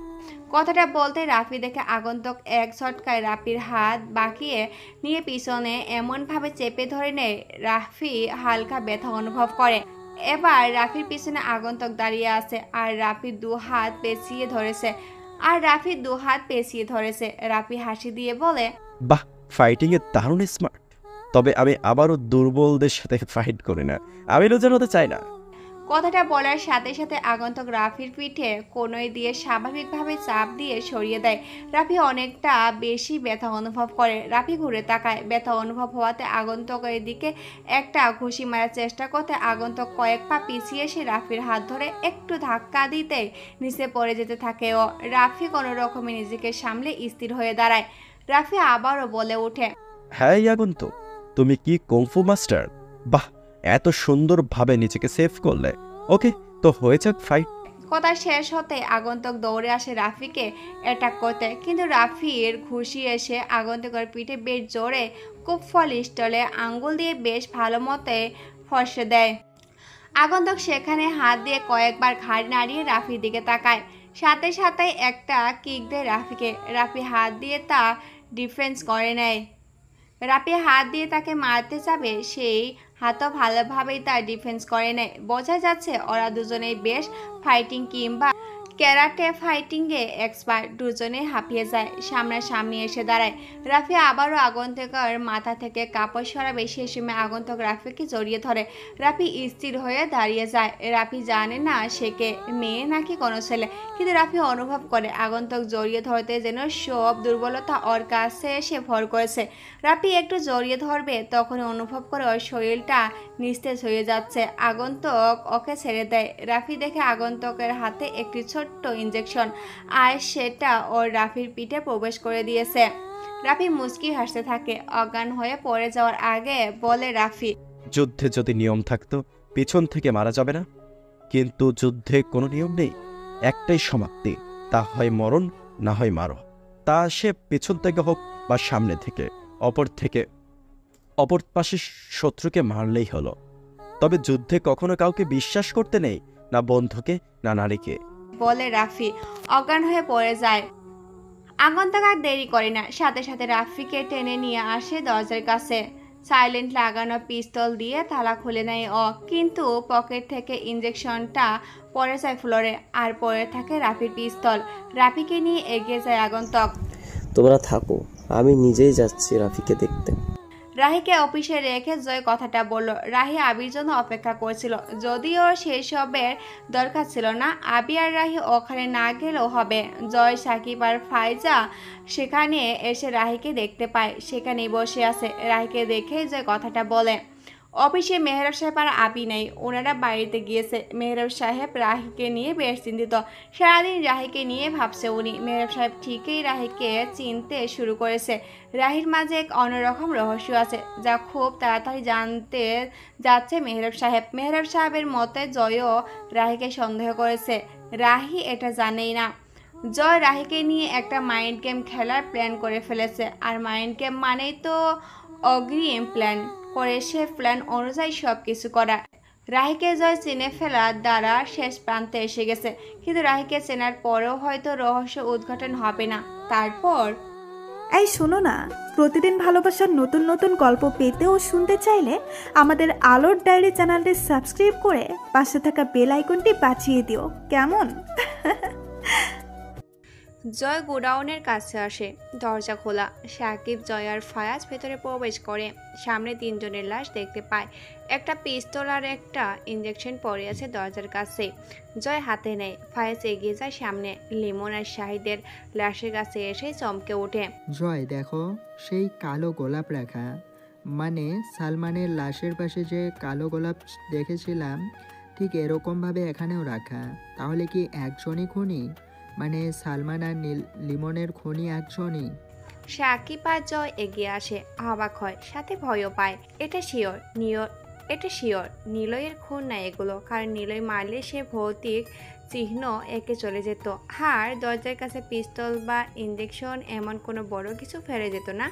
ওর খুন কেবল ওই জানে, না কোনো সাক্ষী থাকে আর না কোনো প্রমাণ। শুধু তাকে চেনার জন্যই টেটু করে রেখে চলে যায় নিলয়। কিন্তু কে এই নিলয়, তা পুলিশরা খুঁজে পায় না। তবে মজার ব্যাপার হলো নিলয় সবার সামনে থেকে খুন করবে, কিন্তু চিনতে পারবে না, কারণ প্রমাণ ও সাক্ষী কোনোটাই কেউ কোনোদিনও খুঁজে পায়নি।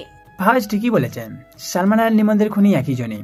তবে কি রাফি না কি রাহি, দুজনের নামের মধ্যে অনেক মিল আছে। আচ্ছা, হিসেবটা মিলছে না, আবার সাজাতে হবে। সালমান তুলে এনেছিল রাফিকে সালমানের খুনের পর বা সালমানের রাসের কাছে পায়নি।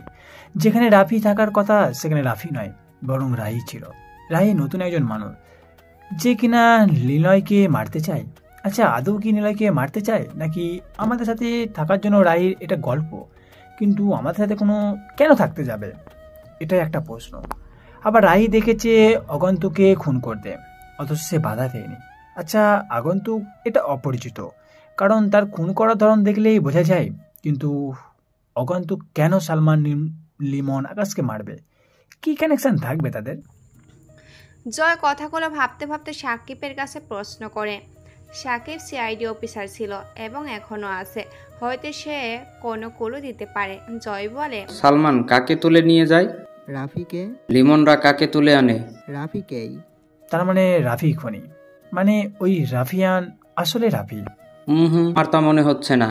আগন্তুকের খুন ধরন হলো লাশের পাশে কালো গোলাপ রাখা, অথচ লিমন আর শাহিদ ছাড়া আকাশের পাশে কোনো কালো গোলাপ নেই। তার মানে এটাই, রফিককে ওরা তুলে আনে আর রাফি আকাশের খুন করে, আর গোলাপগুলো দেখে তাজা এখনও। তার মানে খুনি মানে আগন্তুক অন্য একজন, যে কিনা রফিককে বাঁচাতে এসেছিল কালো গোলাপ নিয়ে, আর সে খুন করে কালো গোলাপ রেখে চলে যায় রফিককে নিয়ে।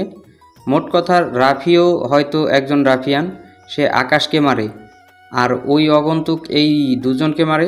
এসব প্রশ্ন হলো, এই রাফিয়ান আসলে কে? নিলয়ের লোক হলে তাকে ধরাটা সহজ না। আর রাফিকে বাঁচাচ্ছে নিলয়ের কেউ না, কারণ নিলয়ের লোকের খুনগুলোতে কোনো প্রমাণ থাকবে না। অথচ এসেই আমরা পিস্তল বা ইঞ্জেকশন মতো বড় ক্লু পেয়েছি। রাফি হয়তো নিলয়ের কেউ, আর রাফিকে বাঁচাতে অন্য একজনে। এখন প্রশ্ন হতে পারে, রাফিকে কে বা কেন বাঁচাচ্ছে? রাফি নিজেই বলছে সে বস্তির একজন ছেলে, তাহলে তাকে বাঁচাচ্ছে ওকে এমন একজন যে ওকে ভালোবাসে। আমাদের কাজ হলো রাফিকে ভালোবাসে, যদিও শিওর না, তবে এটাই লজিক আছে।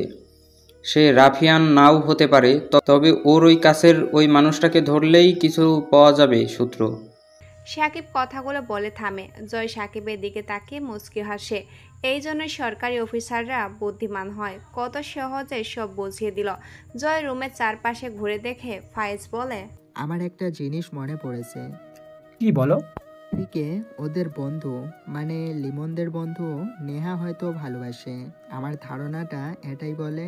নেহা মানে ওই আরিয়ান ভাইয়ের বোন, বাট আরিয়ান ভাই তো থাকেই না এখানে, কবেই দেশ ছেড়ে চলে গেছে। এখানে থাকার মতো নেহা থাকে, আর ওর বাড়ির সামনে এক গাদা সিকিউরিটি থাকে। নেহা কীভাবে ওই খ্যাত ছেলেকে ভালোবাসবে? পয়েন্ট তো এখানেই। নেহা হয়তো জেনে গিয়েছে রাফি আসলে খ্যাত কেউ না, বস্তির খ্যাত ছেলে। যখন মাস্তান এরকম কিছু সে জেনে ফেলেছে, তাই হয়তো রাফিকে ফলো করতে করতে ভালোবেসে ফেলেছে। হতে পারে লিমনরাও এটা জেনেছিল, এর জন্যই রাফিকে তুলে এনে মারতে চাইছিল। আর হয়তো নেহাও ওকে মানে রাফিকে সাপোর্ট করেছে। সাকিব আবারও বুদ্ধির পরিচয় দিল। এখন কাজ হলো নেহাকে তুলে নিয়ে রাফির সব কিছু খুঁজে বের করা। কিন্তু নেহাকে তুলে আনাটা ঠিক একদম সহজ হবে না। আরিয়ান ভাইয়ের বোন নেহা, যদিও আরিয়ানকে তেমন কেউ দেখেনি, তবে যতটা ধারণা করা হয় কয়েক বছর আগে আরিয়ান ভাই এসে নেহাকে দেখে চলে যায়। আরিয়ান ছিল বিজনেসম্যান, যদিও সবার সামনে তিনি বিজনেসম্যান হিসেবে পরিচিতি লাভ করলেও তিনি আসলে অন্যরকম ছিল। নেহা আর রাফি ঘুরে ফিরে সন্দেহটা ওদের দিকে যাচ্ছে। এখানে থাকা অনেক কুলু তো তাই বলে জয় মেহরাব সাহেবকে ফোন দেয়। মেহরাব সাহেব নিজের রুমে বসেছিল। জয়ের ফোন পেয়ে রিসিভ করতেই জয় বলে, স্যার, দুটো কালো গোলাপ, একটা পিস্তল আর ইঞ্জেকশন সিরিজ পেয়েছি, বড় প্রমাণ। তবে খুনিকে ধারণা করা নিয়েছি, খুবই তাড়াতাড়ি খুঁজে বের করব। আর নিলয়ের কাছে হয়তো প্রায় পৌঁছে গিয়েছি। কালো গোলাপ মানে সালমানের লাশের পাশে যে কালো গোলাপ ছিল ওটা? ওটাই। মানে সালমানের খুনি আর লিমনদের খুনি একই ব্যক্তি। এখানে এসে লিমনদের লাশ অবস্থায় দেখি, রাফি নামে ছেলেটা নেই, আর খুনগুলো সে করেছে। আপনি অফিসে আসুন, সব বলছি আমি। জয় ফোন কেটে দেয়। মেহরাব সাহেবের মাথাটা যেন চক্কর দিয়ে উঠল, অজান্তেই বলে উঠল, নিলয়ের বোন? না না, এটা কেন হবে? ও তো আমার আন্ডারে ছাড়া কারো। নিলয়ের বোন? না না, এটা কেন হবে? ও তো আমার অর্ডার ছাড়া রাতে কখনো বের হয় না। তাহলে কিভাবে সে গেল? আমাকে না বলে সে কেন গেল? রাফিকে বাঁচাতে? রাফিকে তো ছাড়বই না। নিলয়ের বোনকে আমার থেকে কেড়ে নিয়েছে, কিন্তু কেন নিলয়ের বোন আমাকে না বলে কোনো মিশনে যাবে না? এরকমটা কেন করলো? সব তো ঠিকই ছিল, ঠিকঠাক মতো প্ল্যান কাজ করছিল। নিলয় চাইলেই আমাকে মারতে পারতো না, তাহলে কেন হঠাৎ করেই এত কিছু হয়ে গেল? রাফি কোথা থেকে কেন আসলো এসবে? আর নিলয়ের বনি বা কেন গেল রাফির শক্ত বিষয়ে নাক গলাতে? কি চায় ও? সমস্যাটা কি ওর? মেহরাব সাহেব প্রচণ্ড রেগে যায়। রাগে ড্রিঙ্কসের বোতল ছুঁড়ে মারে ফ্লোরে। আবির দৌড়ে ভিতরে প্রবেশ করে। মেহরাব সাহেব পায়চারি করে। হাবি বলে, কি হয়েছে? প্ল্যানে গরমিল হয়ে গেছে আবি। এখন মনে হচ্ছে একমাত্র তুমি পারো আমাকে বাঁচাতে। বলুন কি করব? রাফি নামের একটা ছেলেকে মারতে হবে। কারণ? আমার থেকে কারণ জানতে চাইছো তুমি? ওকে, তুমি যেহেতু বন্ধু তাই তোমাকে সবটা বলবো। আমার প্রধান হাতিয়ার ছিল নিলয়ের বোন। নিলয়ের বোন? সে কোথা থেকে আসলো? মেহরাব সাহেব চুপ হয়ে যায়, অবাক হয় আবিরের দিকে তাকিয়ে। প্রথম দিন তো ঠিকই আবিরকে নিলয়ের বোনের কথা বলে, তাহলে সেদিন এমন কেন রিয়াকশন করেনি ও? আজকে হঠাৎ এভাবে প্রশ্ন কেন করলো? তার মানে কি সে নিলয়ের ব্যাপারে আদৌ তেমন কিছু জানে? যাক, ভালো হলো। সেই দিনের সন্ধ্যাটা একটু দূর হলো হাবিরের উপর থেকে, তবু আর একটু বাজিয়ে নিতে চাইল মেহরাব সাহেবকে। নিলয়ের বোন আছে? কিন্তু কিভাবে? নিলয়কে তো আমি কোনোদিন বোনের সাথে দেখিনি। মানে আমি নীলা আর নিলয় একই স্কুলে পড়তাম। আমি চলে যাই কয়েক মাস পড়ার পর ওই স্কুল থেকে, কিন্তু আগে তো কোনোদিন নিলয়কে তার বোনের ব্যাপারে বলতে শুনিনি। আমি শিওর ওর কোনো বোন নেই। ছোটোবেলার বন্ধু বলেই তো নীলা আমাকে আপনাদের বাড়িতে এনেছে। নিলয়ের গল্প হয় আমাদের। নীলাও তো শিওর ওর কোনো বোন নেই। আরে ধুর, ওর বোন আছে, আর সেটা আমার কাছে। মানে? আপনার কাছে মানে? একটু খুলে বলবেন? আপনি রিয়েলি মাইন্ড গেমার বস। সিরিয়াসলি আমি আপনার ফ্যান হয়ে গেলাম। মেহরাব সাহেব মুচকি হাসলো। যাক, তাহলে আবি এই ব্যাপারে কিছুই জানে না। মেহরাব সাহেব পায়চারি করতে থাকে। আবি মুচকি হাসলো, তবে মেহরাব সাহেব সেটা দেখেনি। আবি মুচকি হেসে বলে, কি হলো বলুন? থাক না কিছু রহস্য বা অজানা। কেন? কারো ব্যাপারে রহস্য কিংবা অজানা থাকলে তার প্রতি আগ্রহ বাড়ে, জানার মাঝে থাকে তো অবহেলা। অজানার মাঝেই থাকে আগ্রহ, জানার মাঝে থাকে অবহেলা। বাহ, দারুণ বললেন তো। কিন্তু এখন কেন নিলয়ের বোনকে নিয়ে পড়লেন? তবে একটা কথা, রহস্যময় মানুষেরা রহস্য নিয়েই খেলতে ভালোবাসে। রহস্য নিয়ে খেলার সময় একজনের ভুল আরেকজন বুঝে ফেলে মুচকি হাসে, আর মুচকি হাসিটা হয় রহস্যময়ের হাসি, যেটা কেবল দেখা যায়, কিন্তু ওই হাসির রহস্য উদ্ঘাটন করা যায় না। মেহরা সাহেব সিম্পলিসিভ দৃষ্টিতে তাকায় আবিরের দিকে। আবি নিলয়ের থেকে কোনো অংশেই কম না। আবি চাইলেই নিজের ইচ্ছা মতো রাফিয়ান জগৎটাকে নিজের করে নিতে পারে, শুধু একটা গ্যাং আর একটু সাহস দরকার। মেহরা সাহেব মুচকি হাসলো, যদিও হাসির কারণ আবি জানতে চাইবে না, তবু হাসির কারণ একটাই, মেহরা সাহেব আবিকে নিয়ে রাফিয়ান জগতের সিংহাসন ধরার জন্য মাইন্ড গেম খেলবে। এই চিঠিটা এই বাড়ির সামনে রেখে আসবি আবি, সাথে কালো গোলাপ নিবে। এই বাড়ির সামনে একটা লেটার বাক্স পাবে, সেখানেই নিলয়ের বোন থাকে। মেহরাব সাহেব চমকে উঠে। আবি কিভাবে জানলো সেখানে নিলয়ের বোন থাকে? তবে কি না না, এরকম কোনো সূত্র তো এ অবধি সামনে আসেনি। নিলয়ের বোন প্রকাশক মেহরাব সাহেব চায় না, এমনকি আবি সেটা জানলেও এটা সে জানে না নিলয়ের বোনকে। কিন্তু আবি এভাবে কি করে শিওর হয়ে বলে? আবি মেহরাব সাহেবের দিকে তাকিয়ে মুচকি হাসলেন। মেহরাব সাহেব একবার হাসিটা খেয়াল করলেন, সাথে সাথে প্রশ্ন ছুড়ে দিল আবিকে, তুমি কেন হাসছো? দেখো, রহস্য আমার ভালো লাগে না। আবি হাসতে হাসতে বলে, মারে, রহস্য আর মাইন্ড গেম যে নিয়ে খেলে তারই কিনা রহস্য ভালো লাগে না? জানেন, রহস্যর মাঝেই আকর্ষণ আছে। আপনি ভাবছেন আমি কেন হাসছি, ভাবছেন কিভাবে ওখানেই নিলয়ের বোন থাকে জানলাম। মিস্টার মেহরাব সাহেব, মাইন্ড গেমাররা এত তাড়াতাড়ি ভুল করে না, কিন্তু আপনি বারবার ভুল করে যাচ্ছেন। সেটা হলো মানুষ চিনতে আর নিজের কাজে। আপনাকে রাফিয়ান জগতের রাজা হওয়ার নেশাটা চেপে বসেছে। মেহরাব সাহেব বিছনায় বসে আবির দিকে তীক্ষ্ণ দৃষ্টিতে তাকিয়ে আছে। আবিকে যতটা বকা ভেবেছিল, আবি ঠিক তার উল্টো। আবির বিষয়ে অনেক কিছু জানার পরেও যেন সব কিছু রহস্য, ইন্টারেস্টিং। আবি পাশে বসে মুচকি হেসে বলে, আপনার বাড়ির সামনে লেটার বক্স, আর ওই বাড়ির সামনেও লেটার বক্স, যেখানে সাদা আর কালো গোলাপ আদান প্রদান করা হয়। সাদা গোলাপ আসে কাজ শেষ হওয়ার পর। খেয়াল করেছি সালমানের খুনের আগে সাদা গোলাপ নিয়েছিলেন লেটার বক্স থেকে, আর ওই বাড়ির সামনে কালো গোলাপ পাঠাচ্ছেন। নির্দিষ্ট করে বাড়ির ঠিকানাও বলে দিলেন। সহজ হিসেব, ওটাই নিলয়ের বোনের বাড়ি, বা সে ওখানে থাকে। লেটার বক্স সরাবেন এমন কাউকে দিয়ে পাঠাবেন যেন সে আপনার খুব কাছের হয়। আপনার টিমে যারা আছে সবাই বোকা। আপনি যে নিজের টিমের লোকদের উপরে মাইন্ড গেম প্রয়োগ করেছেন, এটা নিজেরাও জানে না। চাইলেই আপনার কারসাজি ধরতে পারে, কিন্তু তারা আপনাকে বিশ্বাস করে। আর মজার ব্যাপার হলো, বিশ্বাস যারা করে তাদের সাথেই মাইন্ড গেম খেলতে বেশ মজা লাগে। কিন্তু খারাপ ব্যাপার হলো, আপনি যার সাথে মাইন্ড গেম খেলছেন সে উল্টোই একদিন আপনার সাথে গোপনে মাইন্ড গেম খেলে দিবে। তাহলে কেমন হবে বলুন? জয়ও কিন্তু নিজের প্ল্যান করে চলেছে। রাফিয়ান জগতে কেউ কাছের লোক হয় না বস। এখানে বিশ্বাস কেবল কয়েক মুহূর্তের জন্য রাখতে হবে, তারপর তাকে সোজা উপরে পাঠিয়ে দিন। অন্যের হেল্প নয়, বরং নিজের মতো কাজ করুন। আরেকটা কথা, আবি নিজের কমিটমেন্ট আর ভালোবাসা কখনো নষ্ট করে না। যা কিছু হয়ে যাক, আমি আমার কমিটমেন্ট রাখবই। আপনাকে কথা দিয়ে মৃত্যু অবধি আপনার সাথে থাকব, আপনাকে বাঁচাবো। বিশ্বাস রাখবেন, তবে বেশি নয়, অল্প রাখবেন। একটা কথা কি জানেন, বেশি ভালোবাসা আর বিশ্বাস কখনো কারোর উপর করতে নেই। এই দুটো জিনিসের মূল্য দেওয়াটা অনেক কঠিন। আপনার কাজ হয়ে যাবে। আমি থাকতে রিল্যাক্স করুন। আরেকটা কথা, মাইন্ড গেমারদের রাগ থাকতে নেই। আপনি রাগ নয়, বরং ভালোবেসে হাসি মুখে নিলয়ের বোনের সাথে কথা বলুন। তাহলে সহজ হয়ে যাবে সব কিছু। না বলা কথাও জানতে পারবেন। আবার বলছি, মাইন্ড গেমারদের রাগ থাকতে নেই। কথাগুলো বলে আবি চলে যায়, তবে যাওয়ার আগে রহস্যময় একটা হাসি দিয়ে চলে যায়। মেহরাব সাহেব হাঁ করে আবির দিকে তাকিয়ে থাকে। ছেলেটার কথাগুলো নিলয়ের কথা মনে করিয়ে দেয়। নিলয় তা ওর কমিটমেন্ট রাখার জন্য যে কোনো কিছু করতে পারে।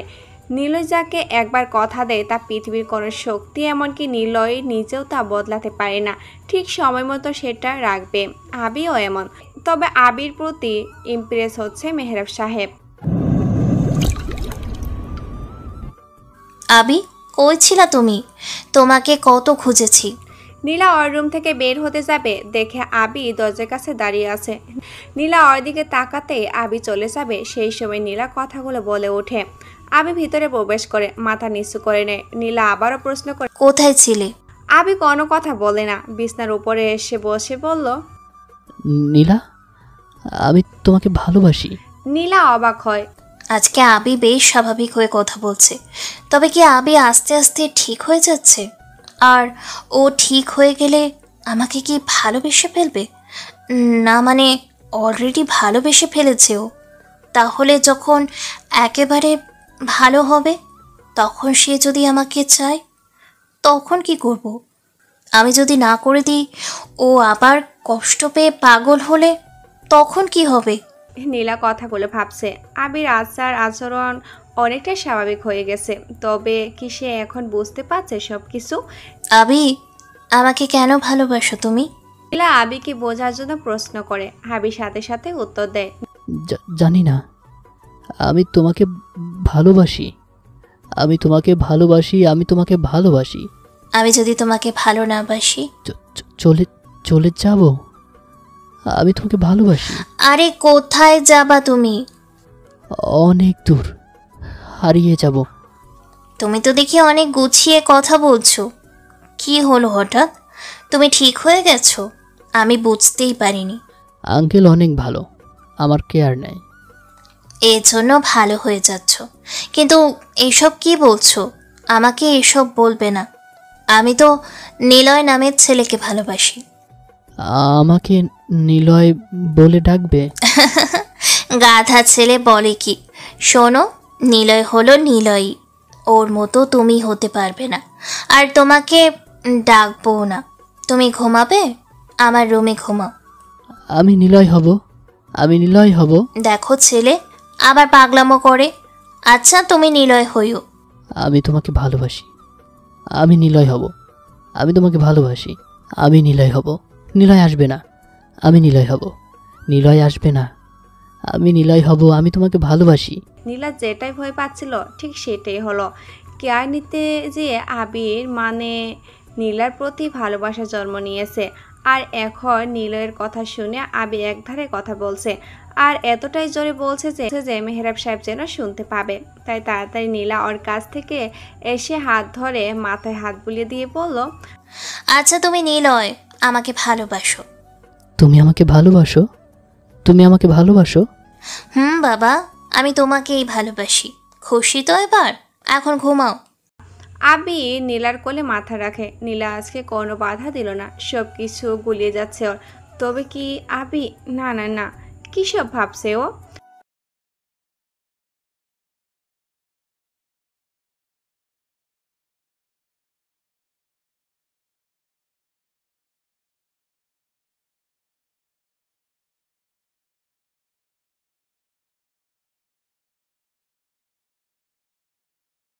রাফি নিজের গায়ে কেমন একটা উত্তাপ অনুভব করে। তাড়াতাড়ি চোখ খুলে তাকায়।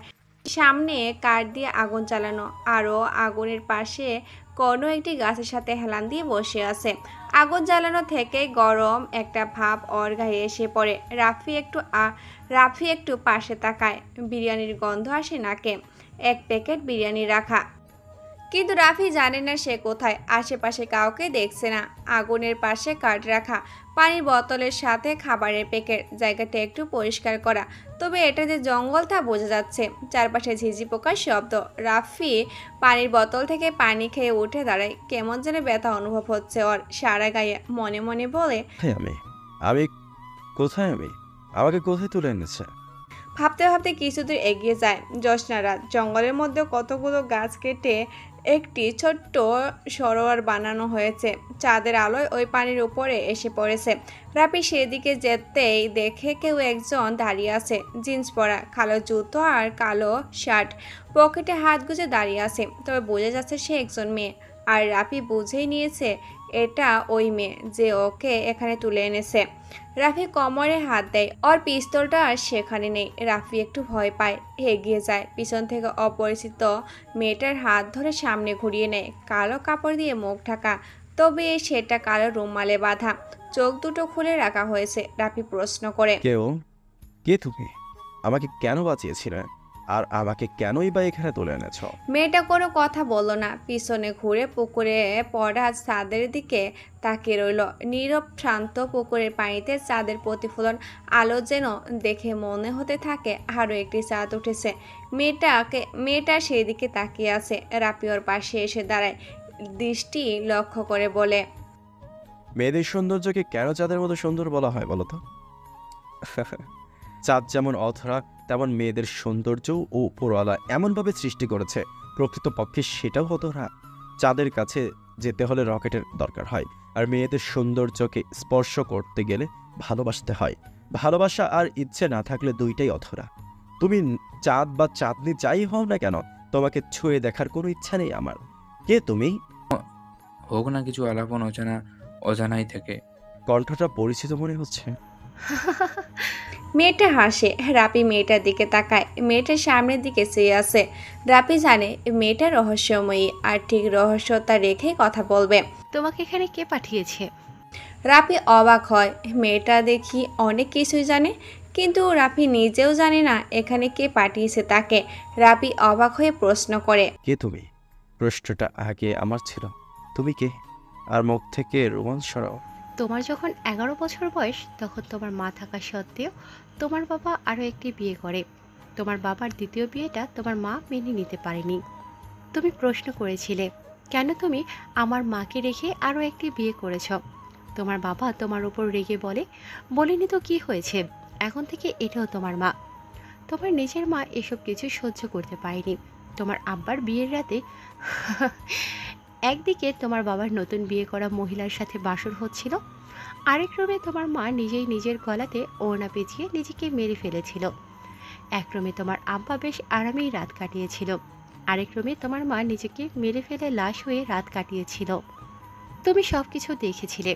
পরের দিন তোমার বাবা দিব্যি ভালো থাকলেও তুমি কষ্ট পেয়েছিলে।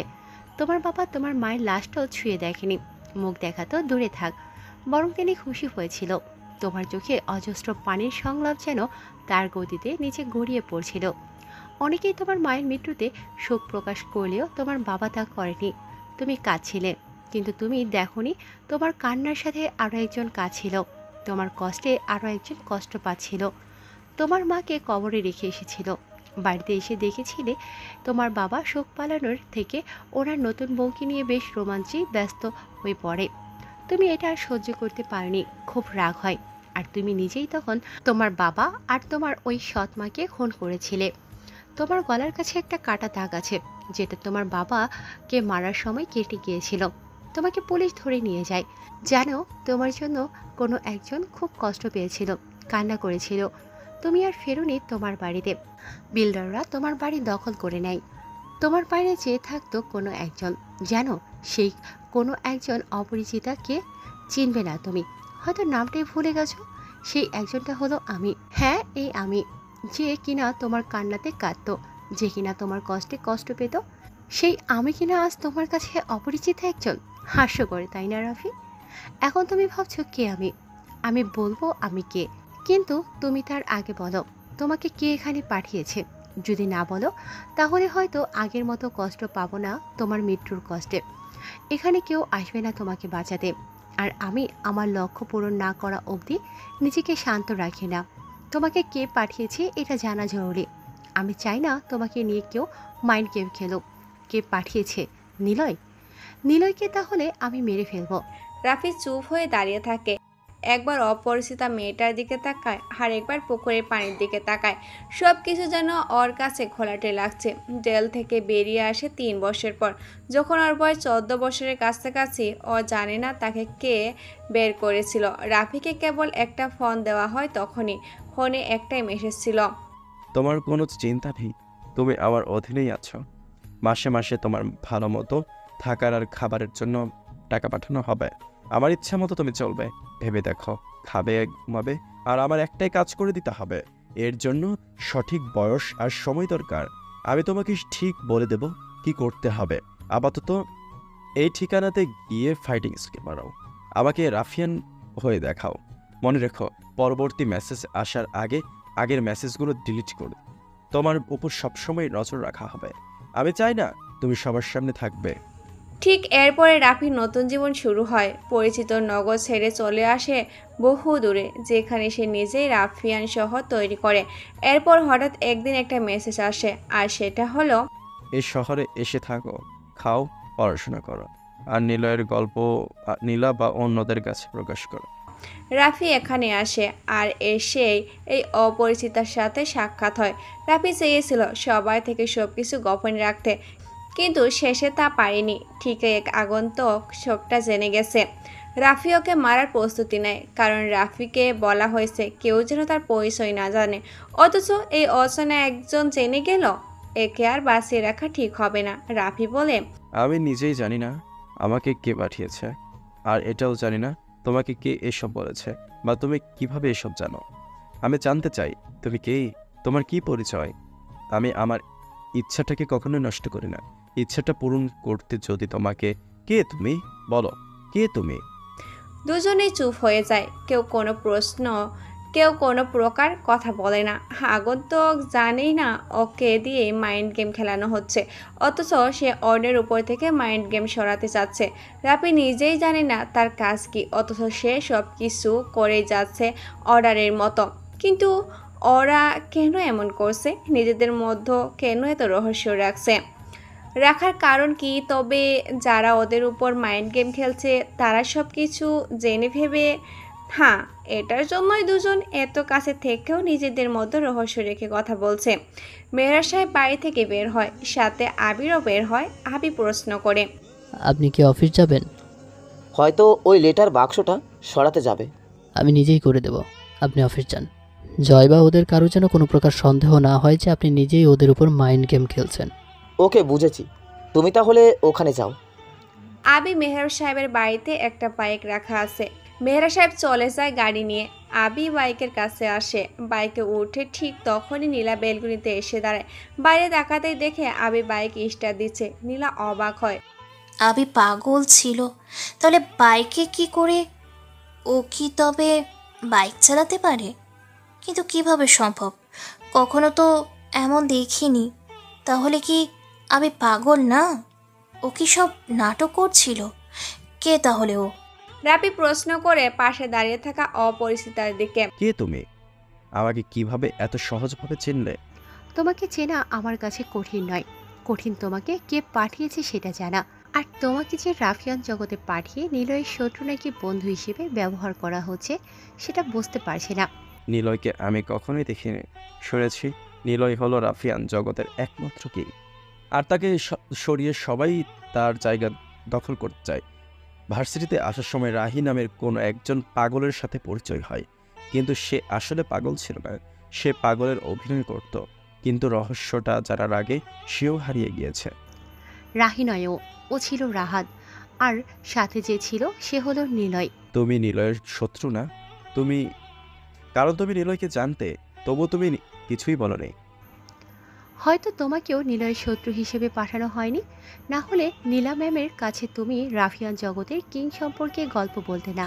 ওরা দুজনেই চুপ হয়ে যায়। কি বলবে আর খুঁজে পাচ্ছে না। রাফিকে ব্যবহার করছে কোনো একজন, আর এটাই হলো মেন রহস্য।